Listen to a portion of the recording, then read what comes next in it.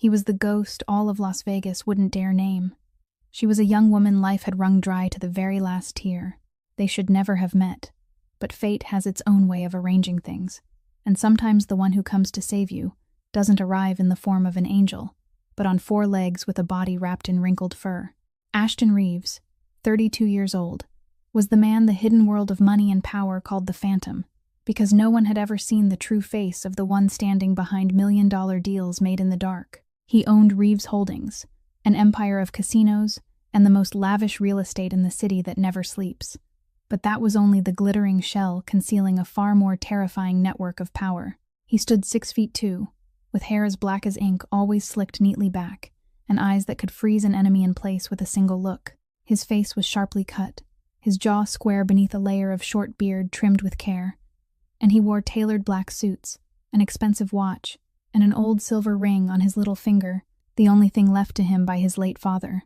Ashton had everything: money, power, the fear of his enemies, but tonight he was about to lose the only thing he still had left: his faith. The woman he had intended to marry and the brother he would have taken a bullet for had planned together to finish him. They hadn't only betrayed his heart, they wanted to take his life and steal the empire he had built with blood and tears over 10 long years.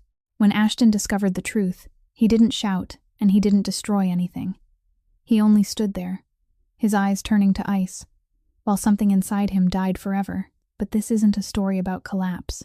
This is the story of how a 150-pound Neapolitan Mastiff, blind in one eye and covered in scars from abandonment and abuse, led into his life a girl carrying wounds as deep as its own. And from that fateful night on, they both learned that sometimes the ones the world has cast aside find each other in the most miraculous way. If you believe love can heal the deepest wounds, please give this video a like to support us. Share this story with those who need to hear a message of hope. And don't forget to subscribe to the channel so you won't miss the next moving story. The black Maybach came to a stop in front of the luxury tower in Summerlin, just as the clock struck 9 o'clock that evening.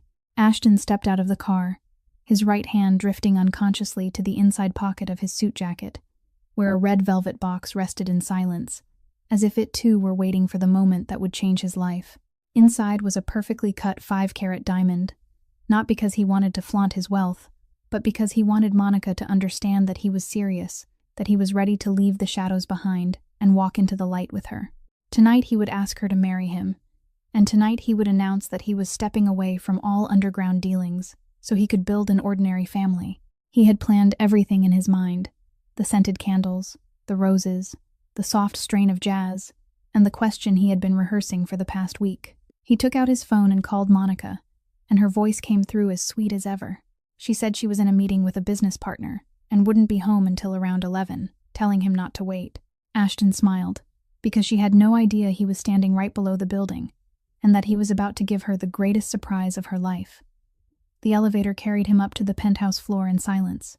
When the doors opened, the apartment lay in darkness, but a flickering glow of candlelight spilled from the bedroom. Ashton frowned slightly, because Monica never lit candles when she was alone. He moved forward with the quiet grace of a cat, meaning to appear without warning and catch the look of surprise on her face. But then he heard laughter, Monica's voice mingling with another man's, one he recognized at once: Conrad Vale, his right hand for the last 10 years, the man whose life he had saved in Chicago and trusted as if he were blood. Ashton's heart didn't beat faster.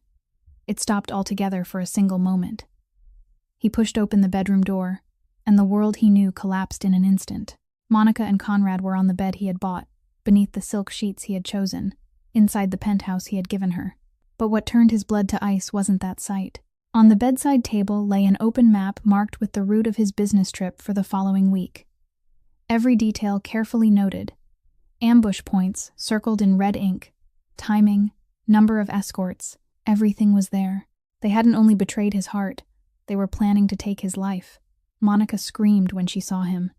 Conrad leaped from the bed, his face drained white with horror. He stammered, begging Ashton to listen to an explanation, but Ashton said nothing. He only stood there, his eyes moving slowly from the 2 traitors to the map, then returning to Conrad with a look colder than an Alaskan winter. He reminded Conrad that they had been together since the days when they had nothing, that he had taken a knife for him in Chicago, that he had given him a chance to live when the entire underworld wanted him dead. Monica tried to salvage what she could by blaming Conrad, saying she had been forced, that she had been threatened. Ashton only looked at her with eyes cold enough to freeze hell itself, and said that she had been lying to him for 2 years now, so she shouldn't waste another breath. He pulled the ring box from his pocket. The diamond caught the candlelight and glittered as if mocking his innocence. In a voice as light as passing wind, he said that he had intended to give her his whole life. Then he let the box fall onto the marble floor, and the sound of it striking stone rang through the silence like the opening shot of a gun. He gave them 24 hours to disappear from Las Vegas, and warned them that if he saw their faces again after that deadline, they shouldn't blame him for showing no mercy. He turned and walked away without looking back, even as Monica cried out his name in desperation. Inside the elevator, Ashton leaned against the cold steel wall. The hands that had held steering wheels and signed million-dollar contracts without a tremor were shaking now, faintly but undeniably, not from fear, but because something inside him had just died. Something he wasn't sure would ever live again: his faith in people. A week had passed since that fateful night, and the penthouse atop Reeves Tower had sunk into an atmosphere as heavy as the stillness before a storm.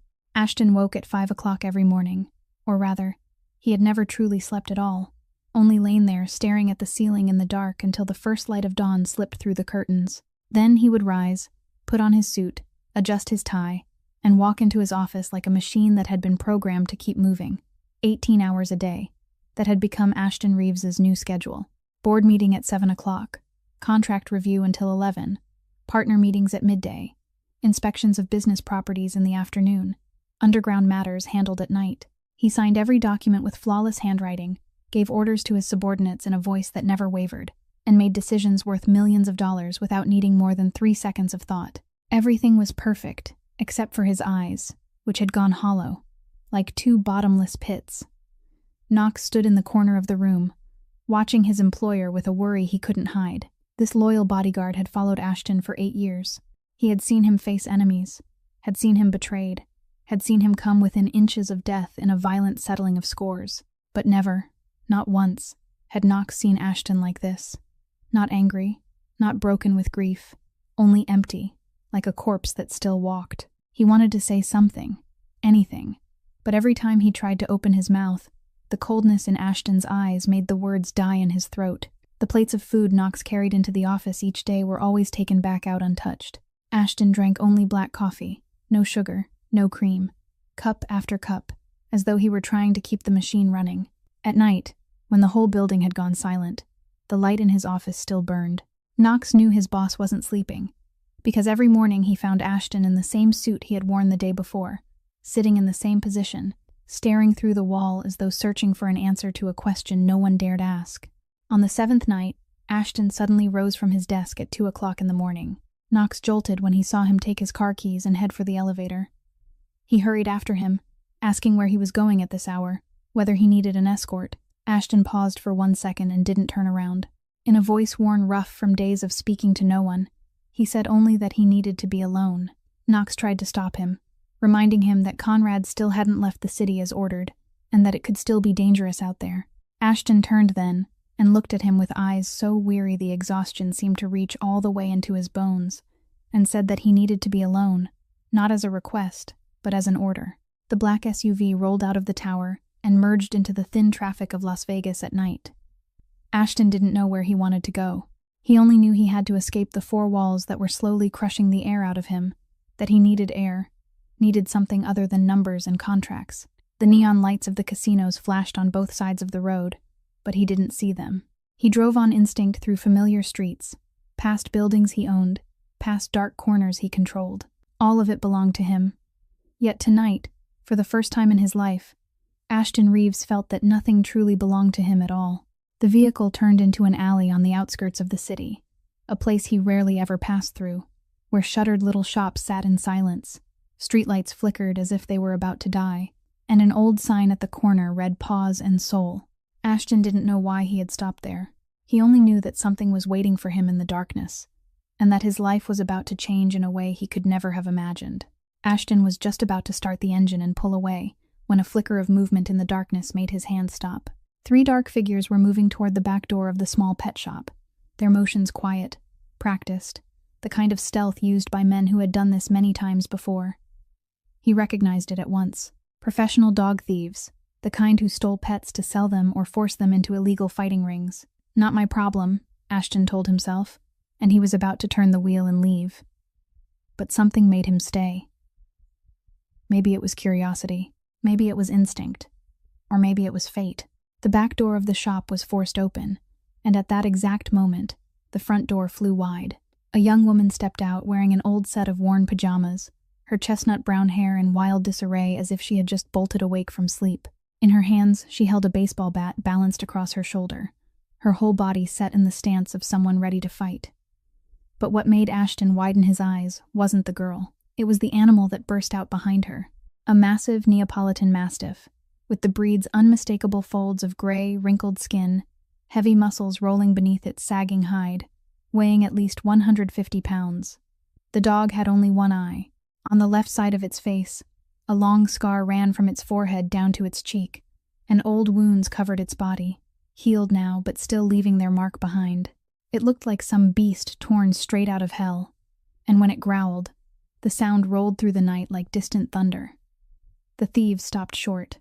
The one in front yanked a knife from his belt and shouted at the girl to call the dog back if she didn't want it stabbed to death.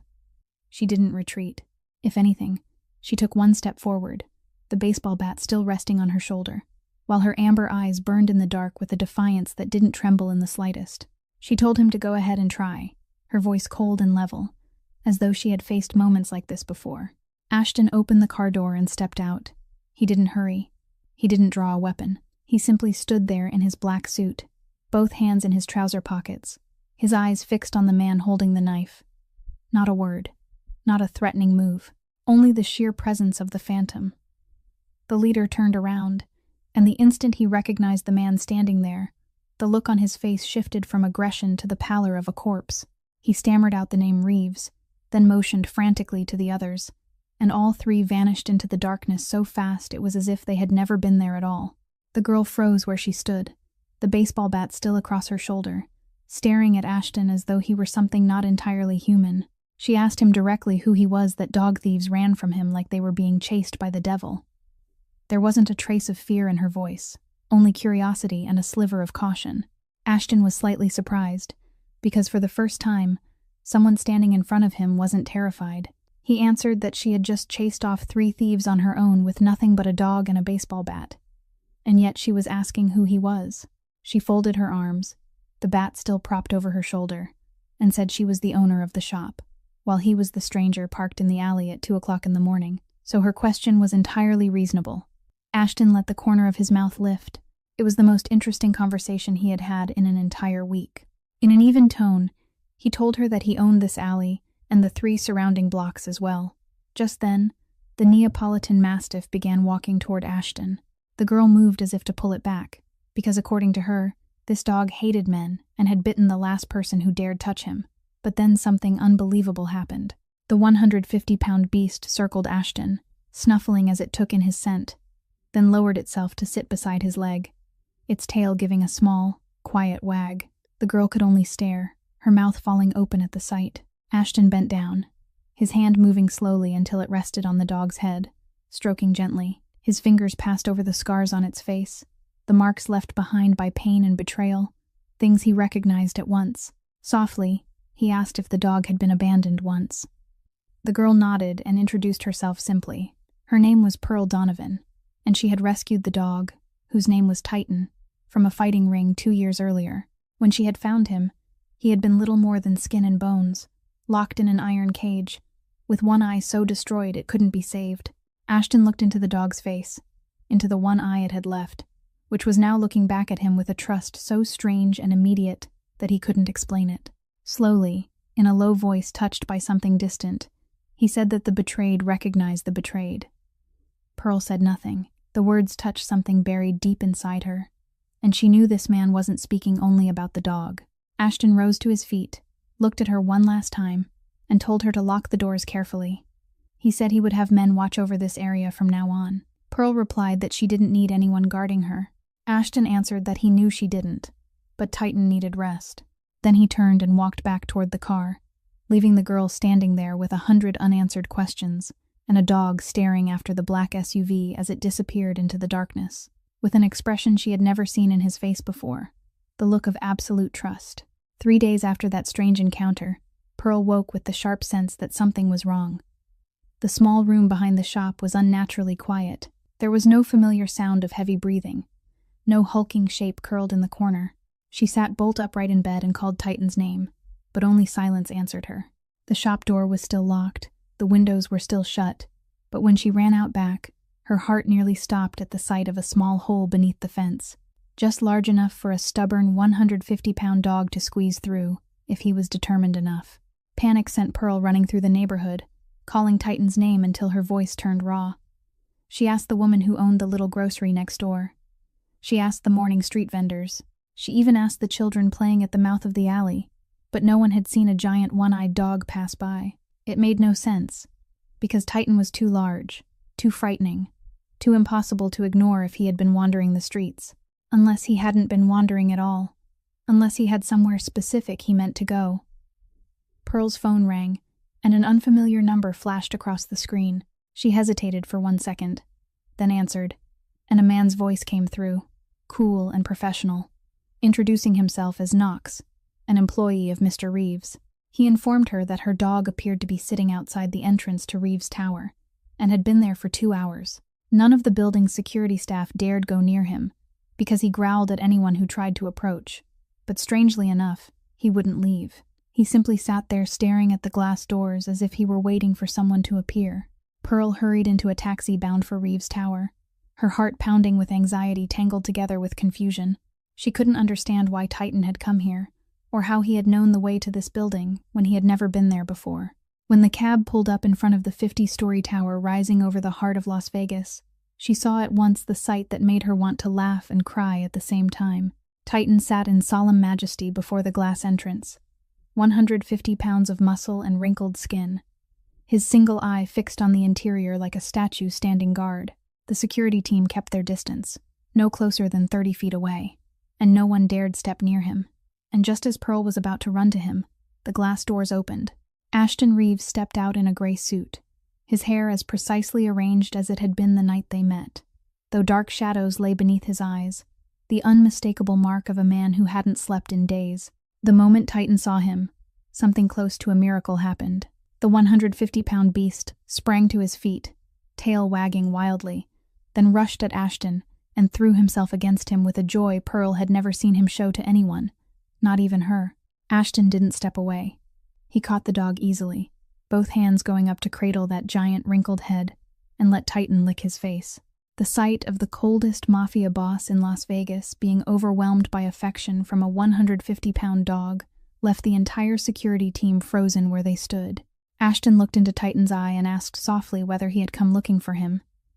His voice had gentled in a way Knox, standing just behind him, had never heard in 8 years of working by his side. Titan barked once as though confirming it, his tail still swishing without pause. Pearl rushed up, breathing hard, and immediately began apologizing. She said she had no idea how her dog had found his way there, that she didn't know how he had done it, and that she was sorry for the trouble. Ashton cut her off and said there was no need to apologize, because this seemed to have been Titan's decision, not hers. He studied Pearl in the clear light of day, so different from that earlier night when the flicker of street lamps had revealed only blurred outlines. Now he could see her properly. Her chestnut-brown hair had been hurriedly tied up, tiny freckles were scattered across the bridge of her nose, and her amber eyes were fixed on the dog with worry still lingering in them. She wore old jeans and a plain white t-shirt, with a few strands of dog fur clinging to one shoulder that she hadn't noticed. No lipstick, no jewelry, no effort to impress anyone at all. Ashton asked if she had eaten lunch yet, and Pearl blinked at him in confusion and asked what he had just said. He repeated it with the same calm tone. Lunch. Had she eaten? Pearl shook her head and said no, because she had been out looking for her dog, so how could she possibly have eaten? Ashton nodded, then said simply that he was taking Titan to lunch, and if she wanted to come along, that was up to her. Pearl blinked several times, not entirely sure she had heard him correctly. She asked if he was inviting her dog to lunch, while she herself was only optional. Ashton gave a slight shrug and replied that Titan had traveled more than 6 miles to find him, and had sat there waiting for 2 hours, so in his opinion, that deserved a meal. Pearl looked at Titan, who was sitting beside Ashton's leg with his tail still wagging faintly, then looked back at the mysterious man standing in front of her. At that exact moment, her stomach growled, as if betraying her on purpose. Ashton lifted one eyebrow and said that it seemed Titan wasn't the only one who was hungry.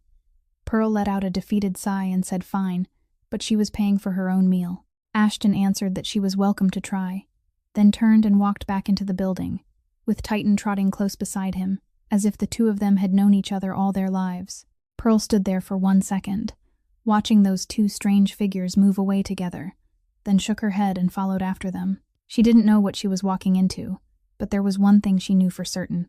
Titan had never been wrong in judging people, and if this scarred, one-eyed dog trusted Ashton Reeves, then maybe she ought to give him a chance too. The elevator stopped on the 45th floor, and when the doors opened, Pearl had to make a real effort to keep her jaw from dropping to the floor. This wasn't a restaurant. It was an entirely different world. The white marble floors reflected the glow of crystal chandeliers. Works of art hung along the walls that she guessed were each worth as much as her whole shop. And beyond the enormous glass stretching from floor to ceiling, all of Las Vegas lay spread below like a shimmering carpet of light. Pearl asked what kind of restaurant this was, because she had never seen anything like it, and Ashton answered calmly that it was his private dining room. Pearl turned to stare at him in disbelief, and asked if he really ate alone in a room the size of her entire block. Ashton only shrugged and said that he usually did, his voice carrying no boast, no pride, only simple fact. They sat down at the table. Titan settled at Ashton's feet, and was promptly served by a polite staff member who placed a bowl of fresh beef on a white porcelain plate, as though the dog were a VIP guest. Pearl watched her dog being treated with more luxury than she herself had seen on any day of her life, and she couldn't help laughing. She said Titan was being treated better in that moment than she had been all year put together. The server handed Pearl a menu with a leather cover edged in gold, and when she opened it and glanced over the dishes and the prices beside them, her face didn't change, but her hand tightened slightly around the corner of the menu. One appetizer here cost as much as a full month of rent for her shop. She closed the menu, set it back down, and told Ashton that a glass of water would be enough for her. Ashton looked at her with quiet puzzlement and asked if she wasn't hungry, when her stomach had just growled loudly enough for the security downstairs to hear it. Pearl answered bluntly that she was hungry, but she didn't like owing anyone anything, and the food here wasn't within her means to pay for. She added that she knew he owned the alley where she lived, but that didn't mean she would let him buy her lunch. Ashton tilted his head as he studied her, those eyes seeming to read each layer of wall she had built around herself. He asked whether she thought this was some kind of trap. Pearl answered without hesitation that she believed no one gave anyone anything for free in this life. Ashton fell silent for a moment, then said softly that she had been betrayed before. It wasn't a question. It was a statement. Pearl didn't answer, but the way she sat a little straighter, the way her amber eyes suddenly hardened, told him everything. Ashton continued, his voice low and touched with something far away, saying that just last week he had been where she was, trusting the wrong people, and nearly paying for it with his life. He didn't go into detail. He stopped there and let the silence speak for everything he didn't want to name. Pearl looked at him for a long moment, then let out a slow breath and began to speak. She said she had once been engaged, that she had spent 4 years with that man, and that he had tricked her into signing bank guarantee papers before disappearing with all the money, leaving her behind with $200,000 in debt. Her mother had died of cancer when she was 19. Her father had walked away when she was still a child and had never come back. Then she stopped, saying nothing more, because that alone was already heavy enough. Ashton didn't offer any hollow comfort. He didn't show pity. He only gave a small nod, as though he understood, and maybe he truly did. Then he asked her something he had been asking himself all week without finding an answer. Why hadn't she given up? Why hadn't she sold the shop to pay off the debt and found a more stable job instead of struggling on a loan like this? Pearl looked down at Titan lying quietly at Ashton's feet, his wrinkled gray coat and the scar on his face standing as proof of all he had survived. Then she lifted her eyes and answered that some things mattered more than choosing the easy road. That answer hung in the air like a gentle challenge. Ashton sat in silence, watching her, watching this 27-year-old woman buried in debt, living in a tiny room behind her shop, rescuing abandoned animals when her own life was hardly better than theirs, and yet sitting here refusing a free meal because she didn't want to owe anyone anything. She didn't flatter him. She didn't pity him. She didn't try to impress him in any way at all.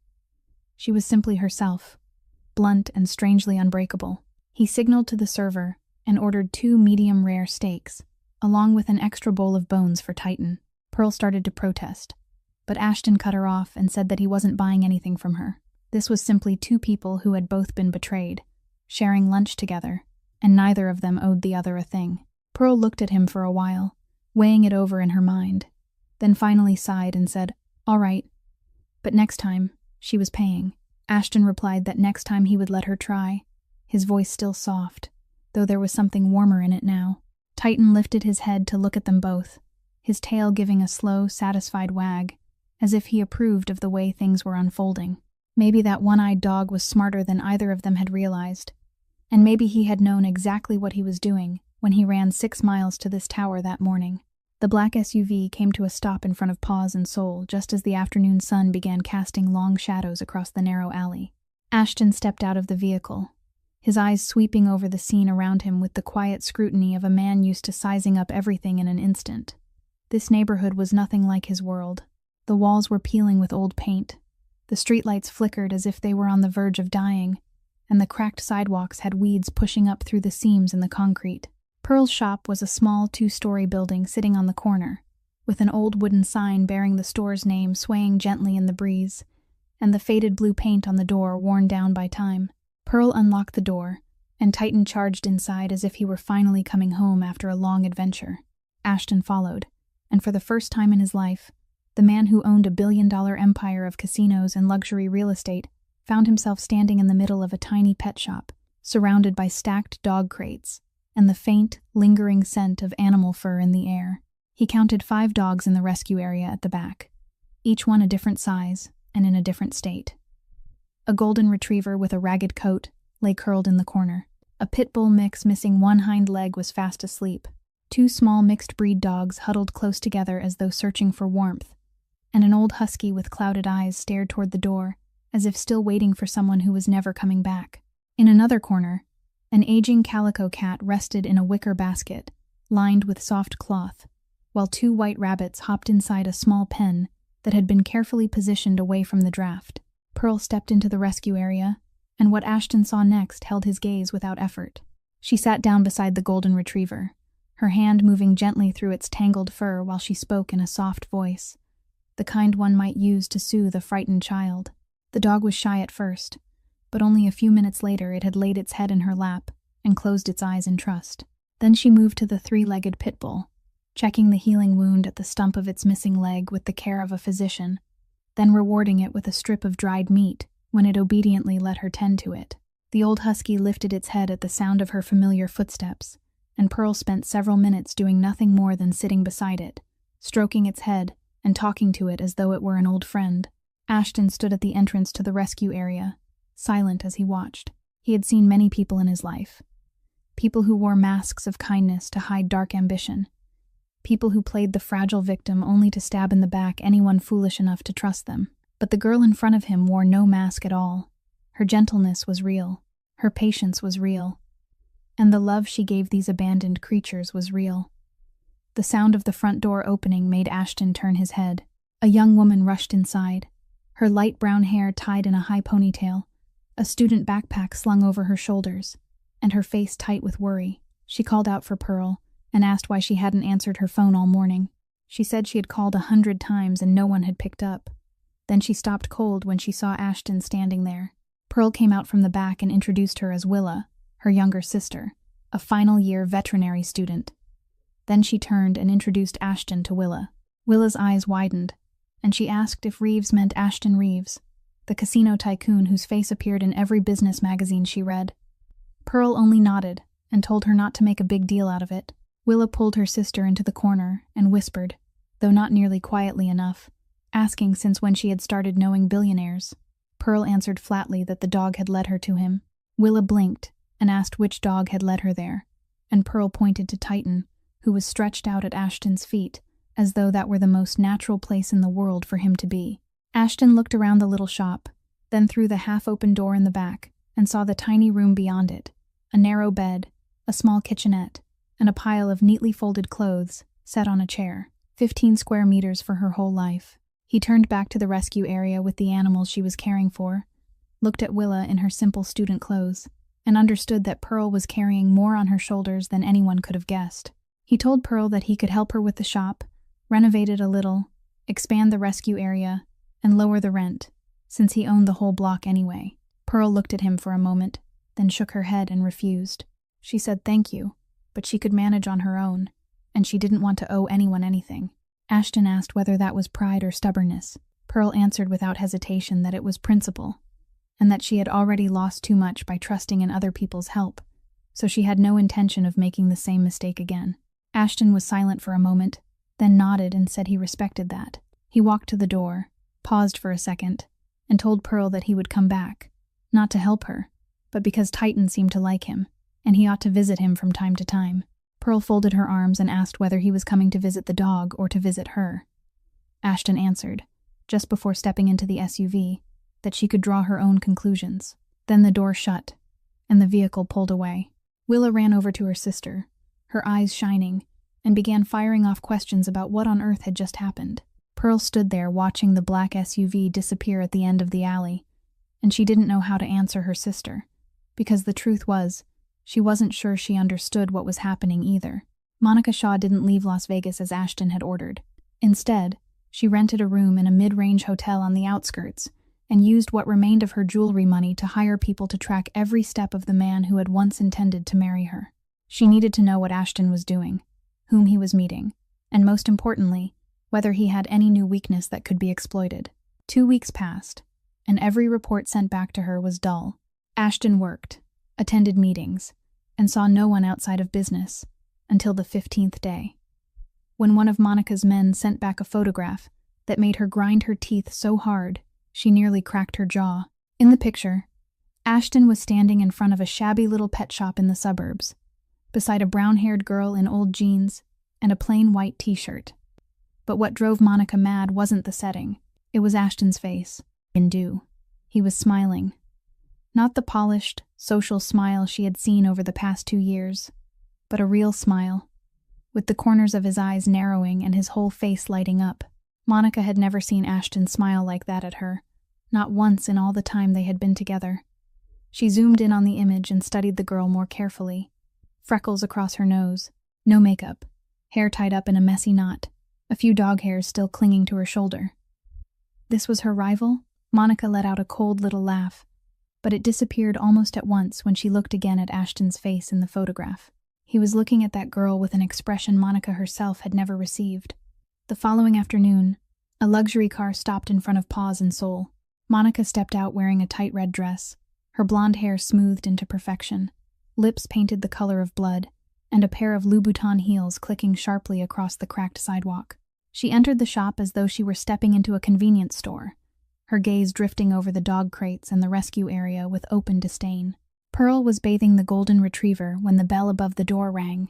She looked up and saw a woman who didn't belong in this place in any possible way, standing in the middle of the shop, her expensive perfume overwhelming even the scent of pet shampoo. Pearl dried her hands on a towel and asked what she could do for her. Monica smiled, the kind of cold smile a snake wears before it strikes, and asked whether she was Pearl. Pearl answered briefly that it depended on who was asking. Monica lifted her chin and introduced herself as Monica Shaw, Ashton Reeves's fiancée. Pearl didn't even blink. She replied evenly that as far as she knew, that title had been revoked 2 weeks ago. Monica faltered for the slightest moment, caught off guard by the complete lack of fear in the girl standing before her. She stepped closer and said the girl should listen to advice from someone with experience. Ashton Reeves wasn't the kind of man meant for ordinary girls like her. He was only amusing himself, and once he grew bored, he would throw her away like trash. Pearl lowered the towel, looked Monica straight in the eye without the slightest hesitation, and answered that she knew who had really been thrown away like trash. The woman who had planned to kill her own lover. Monica's face changed instantly. Even her flawless makeup couldn't hide the sudden pallor washing across her cheeks. Pearl continued, her tone as calm as though she were commenting on the weather, saying that she had heard there had been an ambush map, travel routes, exact timing, all very professional for a murder plot. Monica opened her mouth as if to say something, but at that exact moment, a growl sounded from behind Pearl. Titan stepped out from the rescue area, 150 pounds of muscle and wrinkled skin, his one remaining eye fixed on Monica, with open hostility. His growl rolled low like thunder, and his fangs gleamed beneath the lights. Monica stepped back on instinct, her Louboutin heels wobbling on the old tile floor. Pearl didn't call the dog back. She only stood there with her arms folded across her chest and said that her dog was very good at judging people, and apparently he didn't like what he smelled. Monica looked from the dog to Pearl, then turned and hurried out the door, the click of her heels coming fast and sharp across the sidewalk before the car door slammed shut. Her vehicle sped away, leaving Pearl standing there with Titan beside her, his tail wagging in satisfaction. That night, inside the shabby hotel room, Monica held her phone with hands shaking from fury. She dialed a number and waited. Conrad's voice came through on the other end, wary as he asked why she was calling, since Ashton had people searching the whole city for him. Monica told him to shut up and listen because she had a new plan. Conrad asked what plan, because Ashton already knew everything, and the ambush map and all the rest were useless now. Monica gave a soft laugh, her voice cold as ice as she said that she had found Ashton Reeves's new weakness. Conrad went silent for a moment, then asked what weakness. Monica answered that it was a pet shop owner named Pearl Donovan. Conrad laughed and asked whether Ashton was in love with her. Monica ground her teeth and said that he smiled at her, and he had never smiled at Monica like that in 2 years. Silence stretched on the other end of the line. Then Conrad asked what she intended to do. Monica looked out the window, where the lights of Las Vegas flickered in the night, and her face twisted into a terrifying smile as she said that they would take the thing he cared about most, and this time, they wouldn't make a mistake. 1 week after the confrontation with Monica, Ashton called Pearl and invited her to dinner at the penthouse.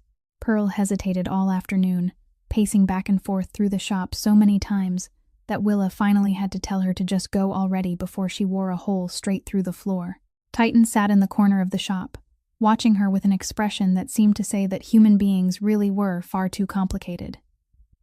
At last, Pearl let out a sigh and gave in. She put on the only simple navy blue dress she owned and took a taxi to Reeves Tower just as the Las Vegas sky was beginning to glow red with sunset. Ashton greeted her at the penthouse door, not in one of his usual polished suits, but in a black shirt with the sleeves rolled up, looking more relaxed and far less intimidating. Dinner had been set on a small table out on the balcony, with the whole city shimmering below them, candles glowing softly, and fresh flowers laid out across the table. Pearl looked around and asked whether he had hired someone to decorate or had done it himself. Ashton answered calmly that he had a private chef, but he had set the table himself because he hadn't wanted anyone else in the penthouse while she was there. Pearl was quietly surprised by that answer, but she didn't ask anything more. They ate in an atmosphere gentler than any they had shared before. The tension was gone, the guardedness gone, the careful probing questions gone. Pearl talked about Willa preparing for her final exams, about the golden retriever beginning to eat normally again, about the old cat spending the whole afternoon stretched in the sunlight, instead of curled up in its basket the way it usually did. Ashton listened, sometimes asking a question or two, and his eyes were no longer empty the way they had been in the weeks before. There was something warmer in them now, whenever he looked at her while she spoke. After dinner, they sat out on the balcony with glasses of wine, looking out over the city. The night breeze moved softly around them, carrying the scent of the desert mixed with the distant trace of traffic and smoke.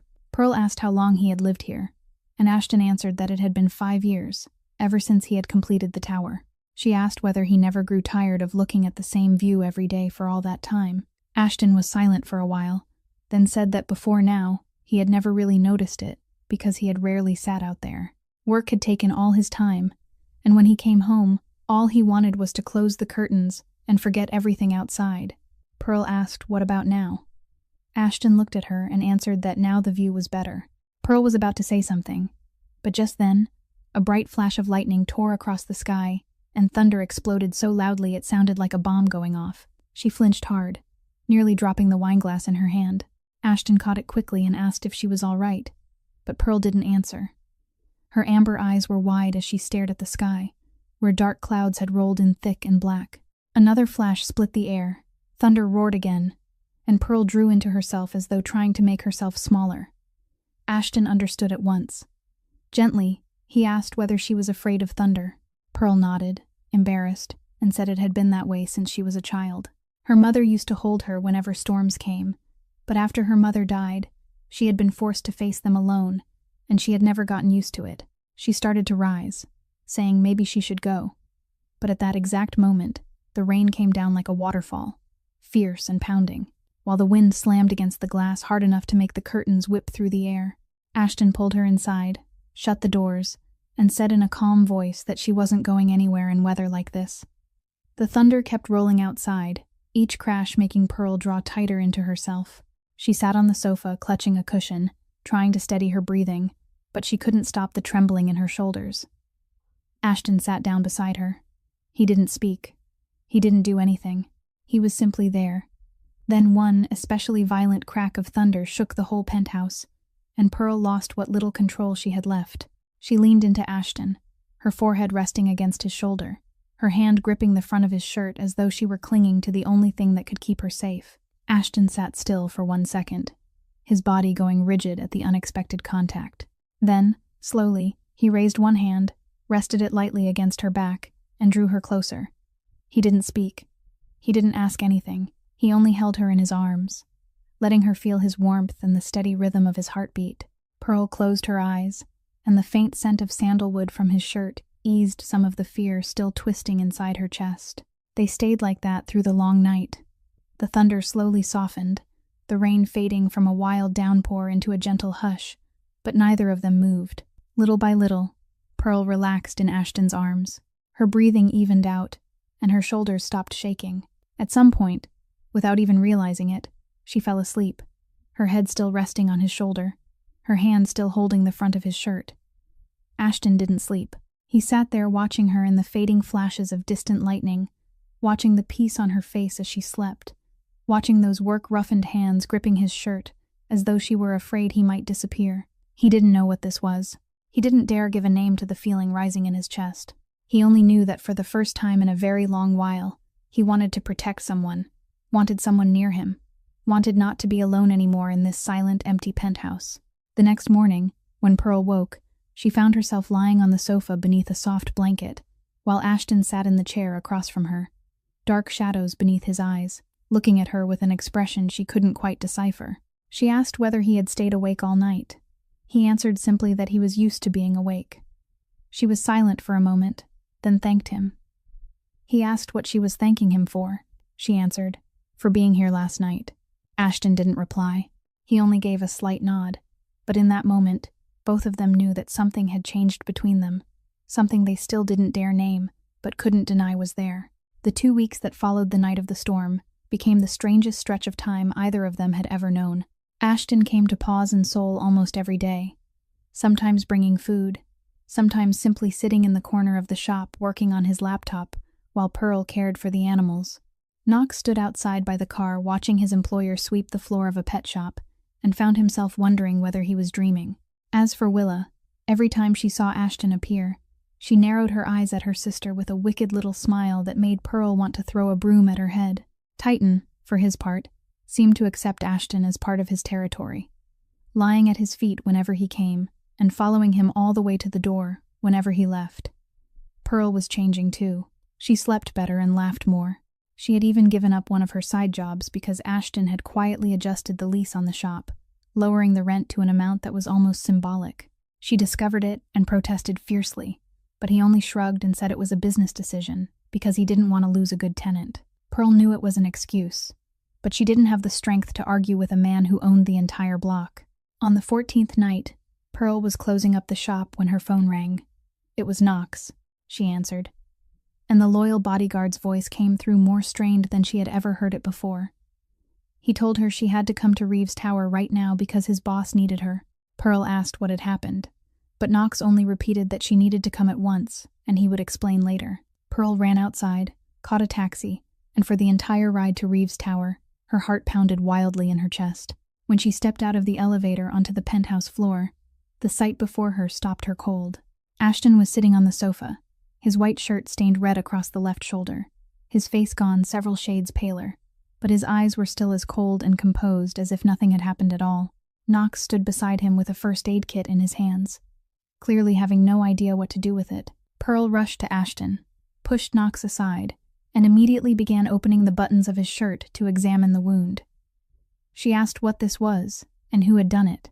Ashton answered briefly that Conrad had come in through the service elevator and still hadn't given up trying to finish him. Pearl didn't ask anything more. Her hands moved quickly as she opened the first aid kit and got to work. She cleaned the wound with saline, checked how deep the cut was, and determined that luckily, the knife hadn't touched any major artery. Ashton watched her as she worked. Those small hands, roughened by labor, moving with a steadiness and skill that seemed almost professional, as if she had done this 1,000 times before. He asked where she had learned to do it so well. Pearl didn't look up. She kept disinfecting the wound and answered that when you cared for injured rescue animals, you had to learn how to handle every kind of injury, from bites to knife wounds to broken bones. She added that animals didn't have health insurance, so she had to do everything herself. She bandaged the wound carefully, wrapping it tight enough to stop the bleeding but not so tight that it would cut off circulation. When she was done, she sat back on her heels and looked at Ashton with amber eyes full of worry. She told him the wound wasn't too deep, but he still ought to go to the hospital and have it examined more thoroughly. Ashton shook his head and said there was no need, because he was used to things like this and it would heal on its own. Pearl looked at him for a long moment, then said softly that he didn't have to be strong all the time like this.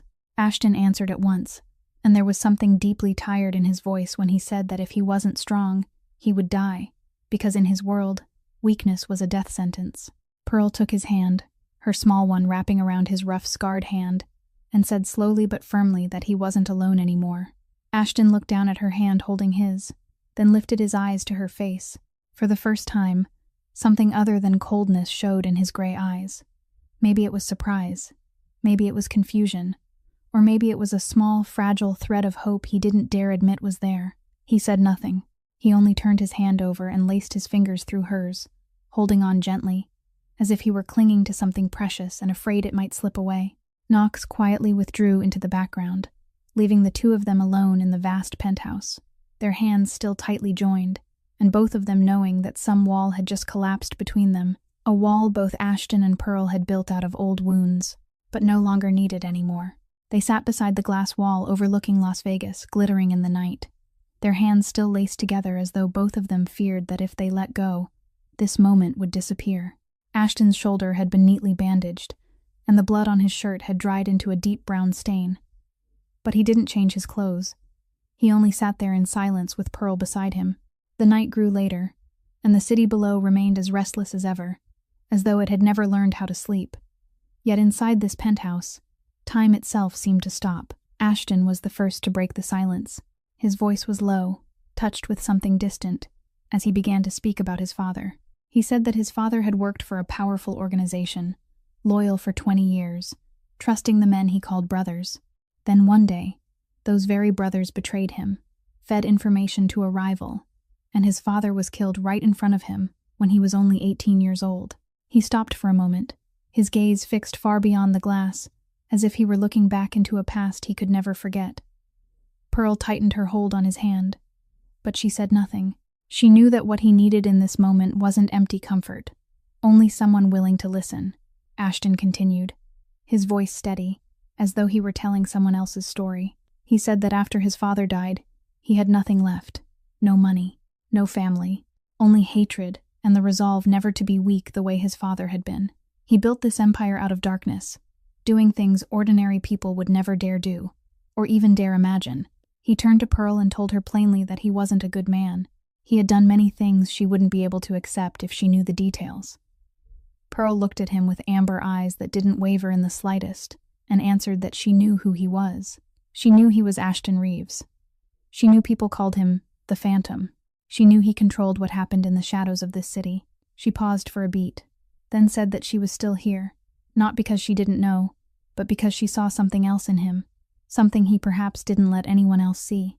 Ashton fell silent for a long while, his fingers absently turning the silver ring on his little finger, the keepsake from his father. Then he spoke again, his voice lower now, carrying a fragility he had never shown anyone before, and said that he was afraid of losing her. He went on to say that he didn't know when it had happened, but she had become something important to him, and that frightened him more than any enemy he had ever faced. Because when he cared about someone, that person became his weakness, and his enemies would never miss the chance to strike at a weakness like that. Pearl turned to face him, both hands rising to hold his face and make him look directly into her eyes. She said each word clearly, that she didn't need him to protect her. She had protected herself for years, and she would keep doing that. What she needed wasn't protection. What she needed was for him to be here, for him not to disappear, for him to give her the chance to stand beside him. Ashton looked into the amber eyes, holding his gaze so firmly, and for the first time in his life, he felt that someone truly saw him. Not the phantom, not the terrifying kingpin, but simply Ashton, a man who had lost too much and was afraid of losing again. He didn't say anything more. He only pulled her into his arms and held her tightly, as though he were clinging to the one thing still keeping him anchored to this world. Pearl rested her head against his chest, listening to the steady beat of his heart and feeling his body slowly relax in her embrace. They didn't kiss. They didn't exchange sentimental declarations of love. They simply held each other in the stillness of the late night and let the presence of the other speak for what words couldn't express. At last, Ashton whispered into her hair, his voice rough and low, asking what they would do next. Pearl answered gently that they would try. She didn't know what the future would be, and she couldn't promise forever, but she wanted to try and see where this would lead them. Ashton tightened his arms around her and nodded. For the first time in a very long while, he allowed himself to hope for something beyond the darkness he had lived with for so many years. 9 o'clock that night, Pearl locked up paws and soul after a long day of work. Willa had gone home earlier to study for her exams. Knox had offered to post guards nearby, but Pearl had refused because she had Titan, and she didn't want to trouble anyone. The 150-pound dog lay in the corner of the shop, his one remaining eye tracking her every movement like a loyal bodyguard. She turned off the lights in the rescue area, checked the animal's enclosures one last time, then picked up her keys and started toward the back door that led into her tiny room. Titan suddenly sprang to his feet, ears sharply raised, a low growl rumbling deep in his throat. Pearl stopped at once, the survival instinct honed by years of living alone telling her that something was wrong. She reached for the baseball bat she always kept behind the counter, but before her fingers could touch it, the back door burst open. 3 dark figures rushed into the shop with the speed and coordination of professionals who had done this before. Titan hurled himself at them like a gray storm, teeth flashing, his growl reverberating through the air hard enough to shake it. But they had come prepared. A steel net flew out and wrapped around the giant dog. Titan thrashed wildly, jaws snapping at the metal strands. But the net was too thick, too strong, and the more he fought, the tighter it drew around him. Pearl didn't stand there waiting. She grabbed the baseball bat and swung hard at the nearest man, striking his shoulder and knocking him back a step. But the other 2 were already moving in on her, one cutting off her path in front, the other attacking from behind. She twisted and dodged the first punch, then kicked the second man in the leg hard enough to send him crashing down. But the first one managed to lock her arms from behind and clamp a rag soaked with something harsh and chemical over her mouth. Pearl bit his hand, and he jerked it away with a curse. But she didn't have time to cry out for help, because the other man had already jammed the cloth into her mouth. She kicked, clawed, and fought like mad. But it was 3 against 1, and they were trained. She didn't stand a chance. They yanked her hands behind her back and cinched them tight with plastic restraints until her wrists burned.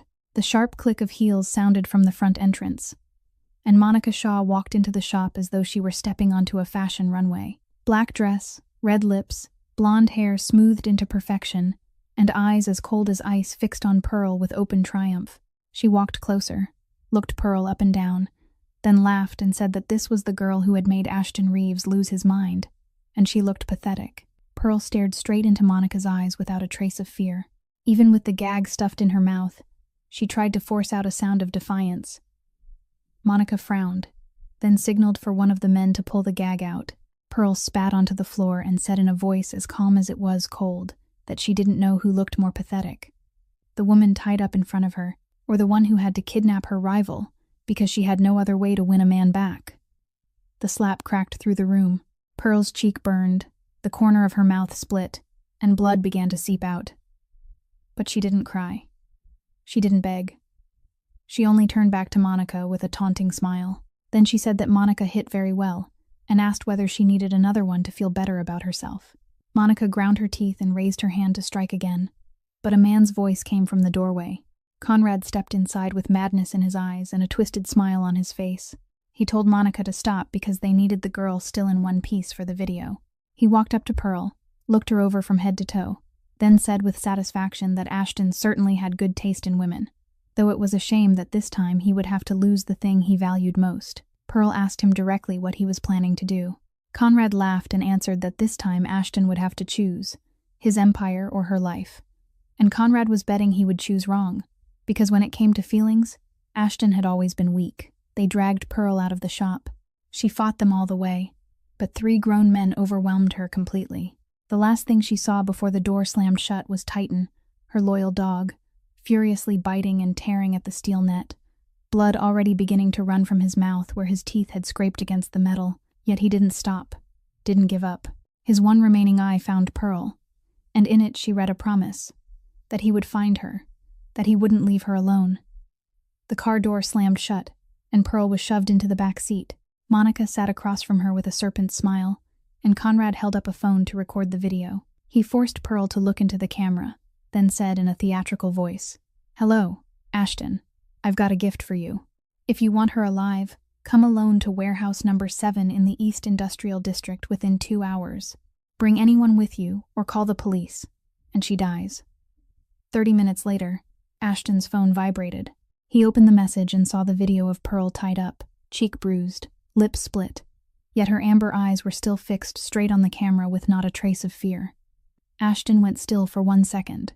Then the wine glass in his hand slipped from his fingers and shattered against the floor into 100 pieces. Just like his heart in that moment. Knox rushed in and asked what had happened, but Ashton didn't answer. His eyes had burst into a fire Knox had never seen before. The fire of a man ready to burn down the whole world to save the woman he loved. Inside the silent emptiness of pause and soul, Titan never stopped tearing at the steel net that bound him. Each time his teeth ground against the metal, more blood seeped from his gums and lips. But the dog didn't stop. 150 pounds of muscle twisted and strained, jerking with all its strength, searching for a weakness in the mesh while low growls of pain rumbled through the darkness. 20 minutes passed like 20 hours. At last, one weaker strand of steel snapped, then a second, then a third, and Titan broke free with his muzzle covered in blood and his body marked by cuts from the sharp metal. The dog stood in the middle of the shop for 1 second, drawing in the air to catch Pearl's scent. But she was gone, and her smell had already begun to thin into the night wind. Titan knew that with his own abilities, he couldn't find her. He stood still, his one remaining eye sweeping over the wrecked little shop, and in the mind of the animal, it seemed that a decision had been made. He didn't run wildly the way ordinary dogs do when panic takes them. Instead, he burst through the door and ran in one direction only, the same direction he had followed once before when he found his own way to Reeves Tower. 150 pounds of muscle cut through the Las Vegas night, across crowded streets and through dark alleys, ignoring the sound of horns and the startled cries of people who caught sight of a blood-covered beast racing past them. Titan didn't stop. He didn't slow down. He only ran with every last bit of strength left in a body already worn down from battling the steel net. He knew Pearl needed help, and he knew who could help her. At the gates of Reeves Tower, the night security team was changing shifts when a massive dark shape came charging toward them. By reflex, they reached for their weapons. But when they realized it was the dog belonging to the special guest their boss had been seeing so often, they froze. But Titan wasn't like himself tonight. The dog was covered in blood, his muzzle torn open, his one remaining eye wild as a predator's, and he barked frantically at the tower, the sound ringing through the night like a cry for help. Knox was inside the lobby when he heard the commotion. He ran out and stopped dead at the sight of Titan, the dog he had become familiar with over the past several weeks, now standing at the gate looking as though he had just escaped from hell itself. Blood dripped from the dog's muzzle onto the pavement. His body shook from exhaustion, but he didn't stop barking, didn't stop staring at the glass doors as though waiting for someone to come. Knox pulled out his phone and called Ashton at once, his voice tight as he said his boss needed to come down immediately, because something was wrong with Miss Pearl's dog. Ashton had been preparing to go to the warehouse address from the video, but the moment he heard Knox mention Titan, he knew at once that something was wrong beyond what he already knew. 30 seconds later, Ashton appeared in the lobby and rushed outside. The instant he saw Titan, it felt as though a hand had closed around his heart. The dog was bloodied, exhausted, but still standing there, and when he saw Ashton, he lunged toward him, rearing up and licking at his face as if trying to deliver some urgent message. Ashton took hold of the dog's head, looked into the one eye it had left, and asked only one question. "Where's Pearl?" Titan turned his head, ran a few steps east, then looked back at Ashton and repeated the motion, as if saying, "Follow me." Ashton understood immediately. This dog was smarter than he had ever imagined. Titan hadn't gone searching for Pearl because he knew he wasn't capable of finding her alone, but he knew who could, and he had come here to lead the way. Ashton turned to Knox and gave the order in a voice cold as ice. "Mobilize the whole team, follow the dog, surround the target, but no one goes in until I give the signal." Knox asked, "What about you, boss?" Ashton answered shortly that he was going in alone. Knox started to protest, but Ashton turned and fixed him with gray eyes burning with fire, then said slowly, word by word, "This is Pearl." Just 2 words. But Knox understood. This wasn't an order from a boss to a subordinate. This was the decision of a man willing to die for the woman he loved. Titan began to run, and Ashton ran after him, with Knox and his men following behind in black vehicles. The dog tore across the city with astonishing speed for a creature that had already fought and bled so much, leading them through familiar streets and then into the industrial district on the eastern edge of the city. When Titan stopped in front of an abandoned warehouse with a faded number 7 painted on the door, Ashton knew they had found the right place. He signaled for Knox to surround the building but keep his distance, then walked toward the warehouse door, empty-handed, black suit, alone. Titan made as if to follow, but Ashton turned back to him and said softly that he should stay here, that he had already done enough, and that he would handle the rest. The dog sat down, his one eye fixed on Ashton as he disappeared into the darkness of the warehouse, and if an animal could pray, then perhaps that was what Titan was doing in that moment. The warehouse was dark and damp, and the smell of dust and rust mixed with old machine oil to create an oppressive air that made it hard for Pearl to breathe. She was tied to an old wooden chair, her hands bound behind her back with plastic restraints, cinched so tightly that her wrists had gone numb. Her cheek still burned from Monica's slap. Her lip was still bleeding, but the light in her amber eyes hadn't gone out. They still burned with a resilience her captors had never expected to find. Pearl studied everything around her, her mind working without pause, even while her body was restrained. Plastic ties, not rope, harder to break. But if they were rubbed long enough against something sharp, they could snap. The wooden chair she sat on was old and rotting, and along the back edge of it, a splintered piece of wood jutted out, leaving a sharp corner. She began moving her wrists carefully, rubbing the plastic against that edge in tiny, hidden motions, while her face remained calm, as if she had already accepted her fate. Monica paced back and forth in front of her, high heels clicking against the cracked concrete floor. She stopped, looked at Pearl with contempt, and asked whether she understood what kind of situation she was in. Ashton would have to choose between his empire and her life, and what did she think he would choose? Pearl stopped sawing at the restraint for 1 second, looked Monica straight in the eye, and answered in a calm voice, as though they were merely making small talk, that she didn't know what he would choose, but she knew one thing for certain. She didn't need anyone to save her. Monica laughed and asked how exactly she planned to save herself while tied up like this. Pearl gave the smallest shrug and said she would figure something out. She always did, because she had lived alone for years without needing anyone's help. Monica stepped closer, bent down, and stared at Pearl with cold blue eyes. She said Pearl truly didn't understand who she was dealing with. Pearl answered without hesitation that she was dealing with a woman who had to resort to kidnapping and threats just to win back a man's attention, and that she thought that said far more about Monica than it did about her. Another slap cracked through the air. Pearl's head jerked to the side, and for a moment her ears rang, but she turned back to look at Monica, blood trailing from her split lip down to her chin, and smiled. A taunting smile without the slightest trace of fear. She said Monica hit harder than she had the last time, and asked whether she wanted to try for a third. Conrad stepped out from the corner of the warehouse, phone in hand and restlessness written across his face. He told Monica to stop, to get hold of herself, because they needed the girl in one piece when Ashton arrived. He glanced at his watch. It had been nearly 2 hours, and Ashton still hadn't shown up, and that was beginning to make him nervous. Pearl kept rubbing the restraint against the edge of the chair, feeling the plastic slowly wearing thinner with every tiny motion. She thought about Ashton, about the way his eyes had looked at her on the night of the storm, about the way he had held her as if she were the most precious thing in the world. She thought about Titan, her loyal dog who had fought like something possessed to protect her, and she prayed he hadn't been too badly hurt. She thought about Willa, her little sister at home studying for exams, not knowing her sister was in danger. She still had too much left to do. Too many people needed her. She couldn't die here. Monica turned back toward her, stepped closer, and in a mocking voice asked whether Pearl really thought Ashton loved her. Pearl answered that she didn't know, and she didn't care whether he loved her or not, because that didn't change the fact that she was going to save herself. Monica gave a cold laugh and asked what she was planning to do. Scream for help, because no one would hear her out here. Pearl looked straight into Monica's eyes and said slowly, word by word, that she wasn't screaming for help because she wasn't the kind of woman who waited for someone else to come solve her problems. She had paid off $200,000 of debt on her own after being betrayed.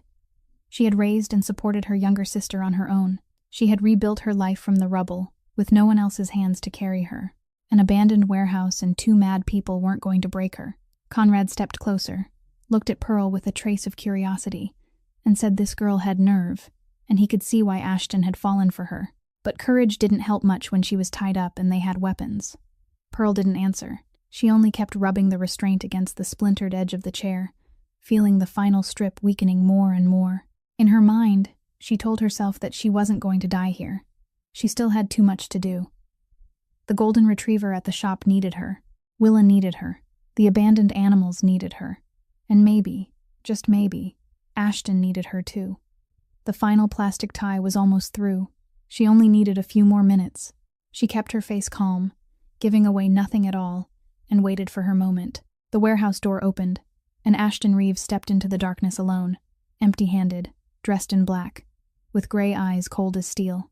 He carried no weapon, brought no escort, only the presence of the phantom, and that alone was enough to make the air inside the warehouse turn thick and heavy, like the stillness before a storm. Conrad turned at the sound of footsteps, and a twisted smile spread across his lips when he saw Ashton appear exactly as expected.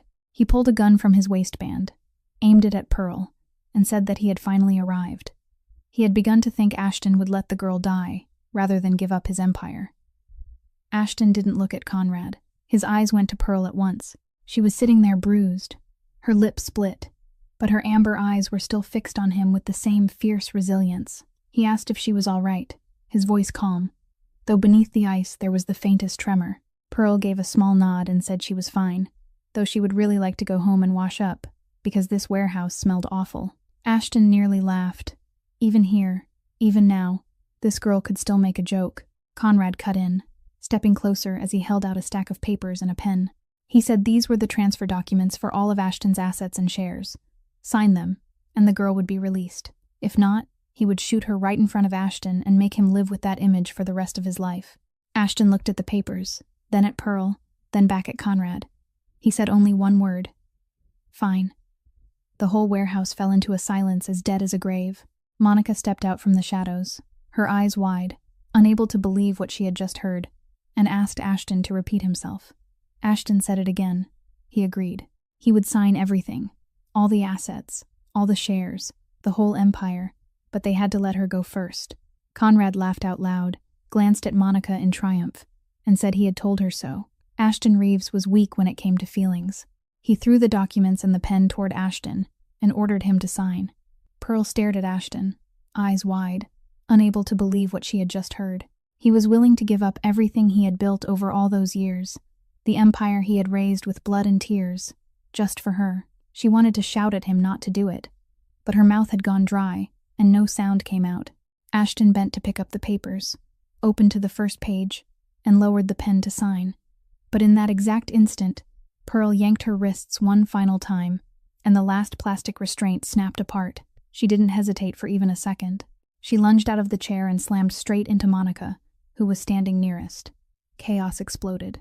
Monica crashed to the floor with Pearl on top of her, and the two of them fought wildly. Conrad swung the gun toward them, but before he could pull the trigger, Ashton moved like a black storm. He knocked the weapon from Conrad's hand, spun, and drove his fist straight into the man's face with all the force of a man protecting the woman he loved. Conrad staggered backward, but Ashton didn't stop. He kept coming, each blow carrying the fury he had been swallowing for so long. The back door of the warehouse burst open, and Titan charged in like a monster unleashed. 150 pounds of muscle, his muzzle still stained with blood from the battle against the steel net. Monica had just managed to shove Pearl away and was trying to run when the dog planted himself directly in front of the exit. His growl rolled out like thunder, and his single eye fixed on her with pure hostility. Monica froze where she stood, not daring to move even an inch as the beast advanced on her. Her voice came out in a stammering plea, begging someone to call him off. Pearl got to her feet, brushed the dust from her clothes, and said calmly that Titan was very gentle.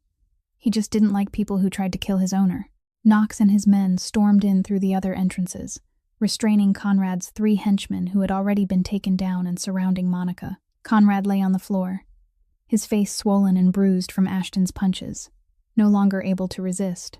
Ashton stood in the middle of the warehouse, breathing hard, his hands still clenched into fists. Then he turned and looked at Pearl, standing beside Titan, bruised and battered, but still upright, still unbroken.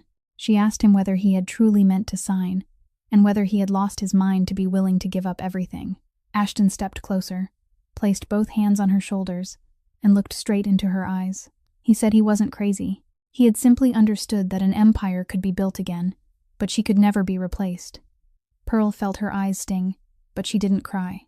She only stepped forward and wrapped her arms around him, resting her head against his chest and listening to the wild pounding of his heart. Softly, she told him that next time, if she got kidnapped, he should let her handle it herself, because she had almost escaped before he even arrived. Ashton laughed then, the first real laugh of that long, terrible night, and pulled her closer. He said that next time he would remember that, but he would still come anyway, whether she needed him or not. Titan came to stand beside them, his tail wagging gently even though his muzzle was still bloodied, and Pearl bent down to wrap her arms around her loyal dog. She thanked him for leading Ashton to her. Behind them, Knox gave orders for Conrad and Monica to be taken away. The night ended with the traitors captured, and with 2 wounded souls standing in the middle of an abandoned warehouse, holding each other as though they had just found the most precious thing in the world.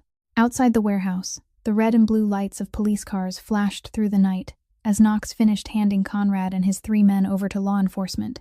The evidence of conspiracy to murder, kidnapping, and extortion had already been prepared, enough to ensure that Conrad wouldn't see the light of freedom again for many decades to come.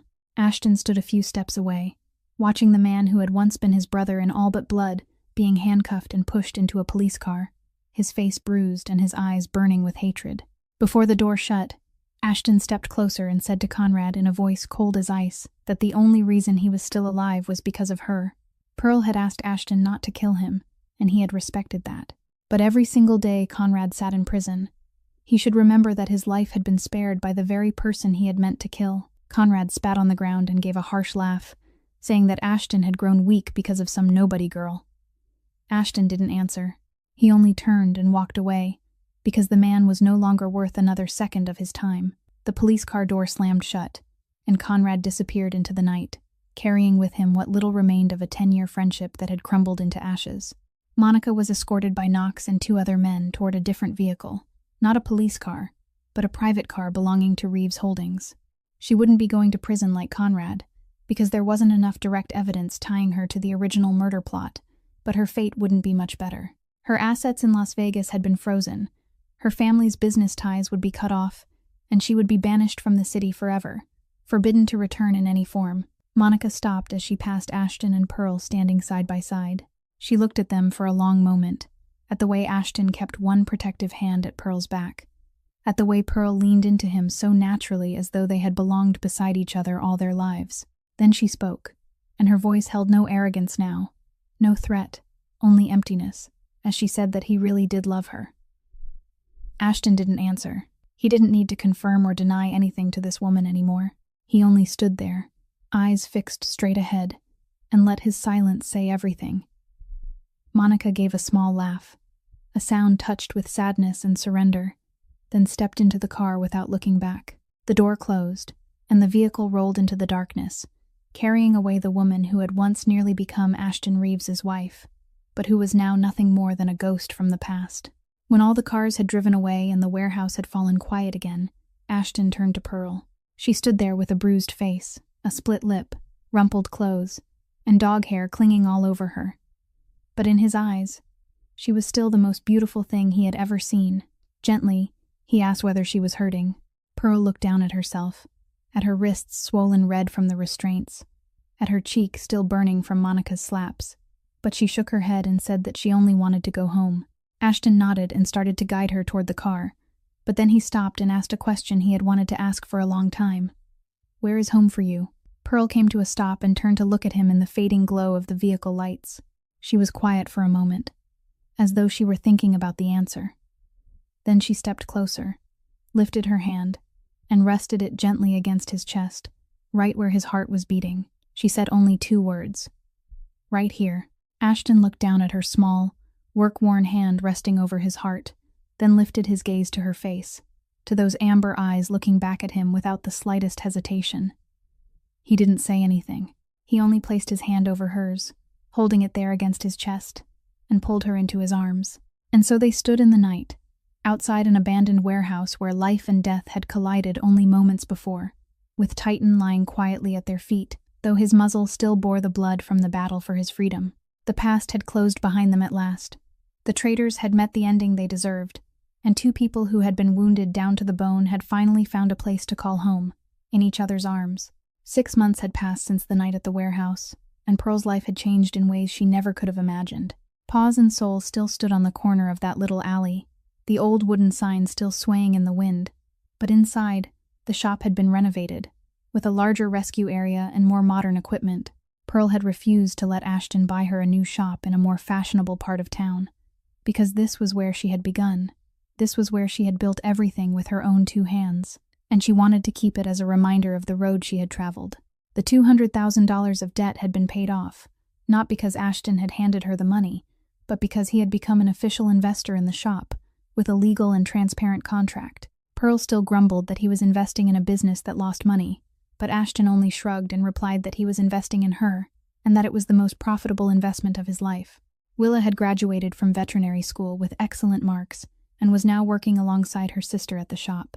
The girl who had once worried about whether there would be enough money for tuition had become a licensed veterinarian, confidently treating the animals her sister had once been forced to learn to care for on her own.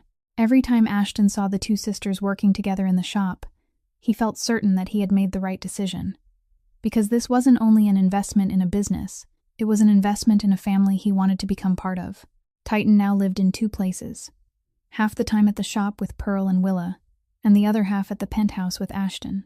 The 150-pound dog even had his own bodyguard now, by Knox's order, because in his opinion, anything important to his boss needed protection, and this dog was clearly more important than a dozen $1 million deals put together.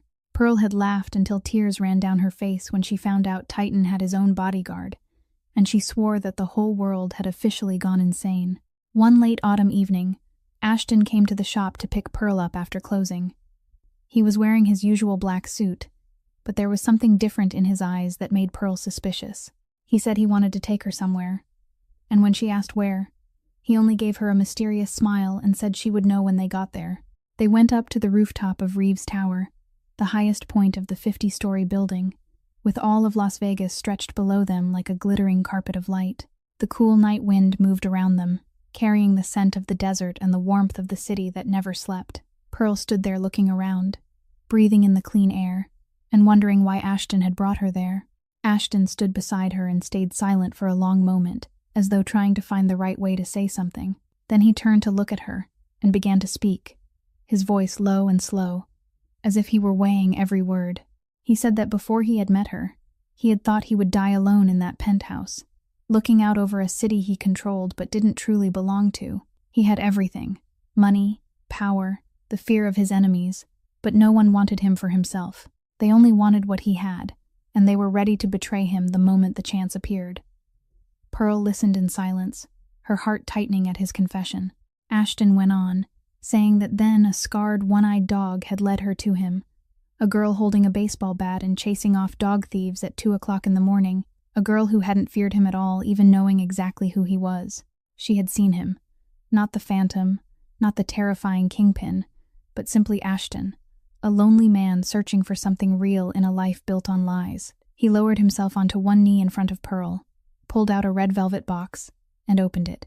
Inside was a diamond ring, glimmering beneath the lights of the city. Pearl stood frozen, both hands covering her mouth, her eyes wide with disbelief at what was happening. Ashton looked up at her and said that she was the dawn after the longest darkness of his life, the thing he hadn't known he was searching for until he found her, and that he never wanted to lose her, not ever. Then he asked whether she would marry him. Pearl looked down at the man kneeling before her, the kingpin all of Las Vegas feared, now looking up at her with eyes full of hope and worry, like a boy afraid of being turned away. Through her tears, she let out a trembling laugh and said that he did realize she still owed her business partner. Didn't he? Ashton answered that he was that partner. Pearl went on and said that he did realize Titan was going to take over their bed. Didn't he? Ashton answered that he would buy a bigger bed. Pearl added that she was never going to become some elegant high society lady. Ashton replied that he didn't need a lady. He needed her, only her. Pearl knelt down in front of him, took his face in both her hands, and said that in that case, yes, she would marry him, be his partner, and stay beside him until the day he got tired of her and sent her away. Ashton shook his head and said that would never happen. Then he slid the ring onto her finger and kissed her, a kiss soft and full of promise beneath the Las Vegas night sky. Somewhere below them, Titan was asleep in the car with Knox standing guard, and if a dog could smile, then perhaps he was smiling in his sleep because he knew that the two people he loved most had finally found happiness in each other. 1 year after the wedding, the penthouse atop Reeves Tower was no longer the cold, empty place it had once been. Pearl's laughter drifted through the hallways every morning.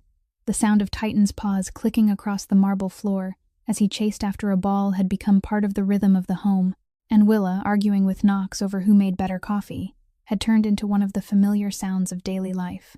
The penthouse that had once been the lonely fortress of a feared kingpin had become a true home, filled with noise, warm laughter, and family meals Ashton had never imagined he would one day have. That afternoon, Ashton stood by the glass wall, looking out over Las Vegas, glowing beneath the sunset. And in his arms he held a tiny new life, only a few months old. Their daughter had her father's smooth black hair and her mother's clear amber eyes, a perfect blend of two people who had once believed they were destined to be alone forever. She lay quietly in her father's arms, her tiny fingers wrapped tightly around one of his as if she had no intention of ever letting go. Pearl came to stand beside her husband, rested her head against his shoulder, and together they looked down at their sleeping daughter. Ashton turned to her and said that he kept thinking about it, that if Titan hadn't run into her shop that night, if he hadn't stopped his car in that alley, then what would his life look like now? Pearl smiled and answered that if it hadn't been that night, it would have been another. And if it hadn't been Titan, then something else would have led the way, because she believed that people who were meant to find each other would always find each other in one way or another. Titan lay at their feet, the 150-pound dog with wrinkled gray skin and a single eye, now much older than he had been 2 years earlier, but still as loyal as he had been from the very beginning. He lifted his head to look at his little family, gave a slow wag of his tail, then let his head drop back down and return to his peaceful sleep. Ashton looked at the dog, then at his wife and daughter, and said softly that perhaps in this life he owed that dog a debt he could never truly repay. Pearl laughed and said she did too, because if it hadn't been for Titan, she would have still been alone in that 15-square-meter room behind the shop, paying off debt and fighting her way through life without ever knowing that happiness was waiting for her somewhere out there. They stood together in the light of the sunset, a family made from the broken pieces of the past, from healed wounds and hearts that had once believed they were no longer capable of loving again. Their little daughter stirred in her sleep. Titan snored softly at their feet, and the city of Las Vegas shimmered beyond the glass, as if it too were celebrating a happy ending no one had ever dared dream of. Sometimes in life, the very things the world has cast aside turn out to be the most loyal and the most precious. A dog abandoned to a fighting ring led a girl betrayed by life itself to a man who had been stabbed in the back by those he loved most. And from those 3 lives that once seemed to have no way forward, a family was born. Thank you for staying with this story all the way to the very last moment. If the story of Pearl, Ashton, and Titan has touched your heart, please give us a like and share this video with the people you love. Don't forget to subscribe to the channel and turn on notifications so you won't miss the moving stories we bring you each day. We'd truly love to know how this story made you feel, which character stayed with you the most, and which moment brought tears to your eyes. Leave a comment below and let us hear the feelings carried deep in your heart. We wish all of you watching this video good health, a joyful life, and days filled with peace and happiness. Goodbye for now, and we'll see you again in the next video.